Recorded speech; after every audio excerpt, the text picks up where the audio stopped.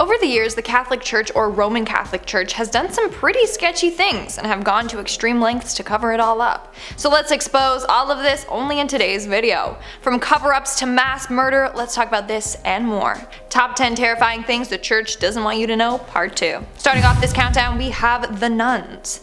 In 2019, Pope Francis for the first time addressed the horrors that happened to nuns in the Catholic Church. Priests and bishops and other church officials have been taking advantage of nuns for ages. This was an ongoing problem for years, and the church wasn't doing anything about it. They were too busy focusing on covering up even bigger scandals and issues. Over the years, more and more nuns have come forward saying that they were victims. Some were afraid to speak up because they were dependent on the church and literally couldn't leave. Although Pope Francis acknowledged what happened, it's unclear the steps they are taking to prevent it in the future. In our 9th spot today, we have the Knights Templar. So Philip IV of France, as well as the Catholic Church, are directly responsible for torturing and executing innocent individuals back in the 14th century. Basically, Philip did not like the Templars in Spain and wanted to get rid of them. So he sent out his men to round them up, arrest them, and then imprison them. He then accused the innocent men of terrible crimes like sodomy, heresy, and renouncing Christ. Any of those crimes were punishable by the death penalty. Again, they were innocent, he just wanted to get rid of the Templar order. He then would torture the Templars so that they would confess. He would use a rack to stretch out their shoulders until they dislocated. Or he would have their private parts smashed. This was all done while the church knew that the men were innocent. In our 8th spot, we have Pope Pius XII. In this case, it's what the church didn't do. According to a recent discovery of archives, Pope Pius XII was fully aware what the Nazis were doing during the Holocaust and chose to remain silent. He knew of the mass executions of the Jewish individuals and he dismissed this all. In fact, he said that they were unable to confirm the crimes, so that's why he didn't speak up against them. It says a lot when they refused to publicly condemn the Nazis. In fact, apparently his silence was so that the Germans didn't come for them, so that the church could always be successful. They were just caring about themselves and not about the thousands of innocent individuals being killed. Moving on to number 7, we have the violent murders. Back in 1095, Pope Urban II gave rise to the Crusades during his reign as the head of the Catholic Church. He called all Christians in Europe to go to war against the Muslims. And it was not pretty. It literally said that they killed so many Muslims that the street ran with blood. And this was only the beginning. Waves of crusades continued until 1396, and although Catholics were not the only religion involved in mass violence, Pope Urban got it all started. And it was a violent time to say the least. Everyone was killed, no matter their age. Some people's heads were even put on sticks and then they would carry them around to scare others. Like, that is hella messed up. In our 6th spot today, we have William Tyndale. During the 16th century, William took it upon himself to translate the Bible into vernacular English so that more people were able to read it. But for some reason, the Catholic Church did not like him doing this, which is weird. Wouldn't they want the Bible translated so more people would become followers of it? Anyways, William actually had to go into hiding because the church was coming for him. They even burned copies of the Bible that were being smuggled around Europe. In the end, William was captured, tried for heresy, and then burned at the stake. He literally did nothing wrong. Want to know something even more messed up?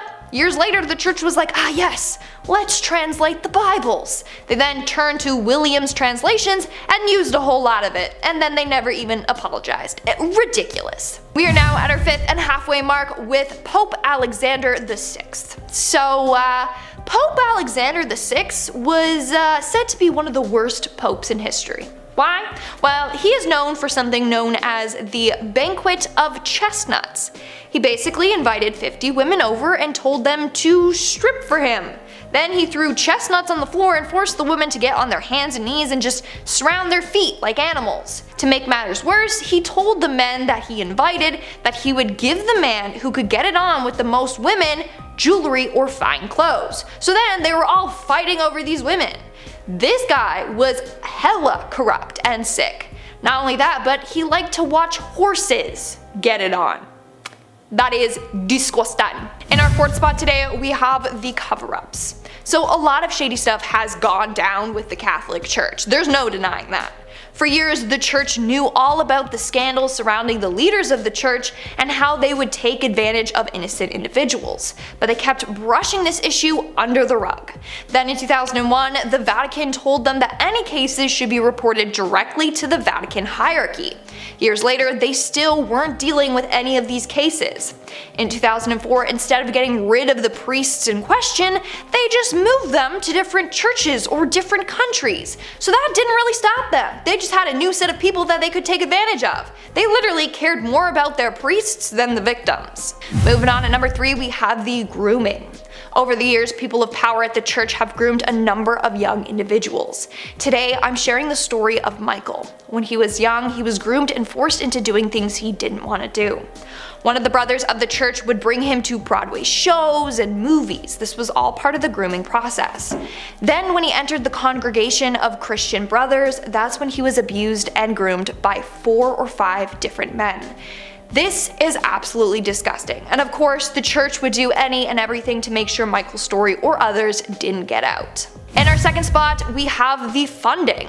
CBC News and the Globe and Mail recently obtained files that expose the Catholic Church for spending some of the $79 million that it agreed to pay residential school survivors. That's right, they spent money that was meant to go to survivors of their residential schools.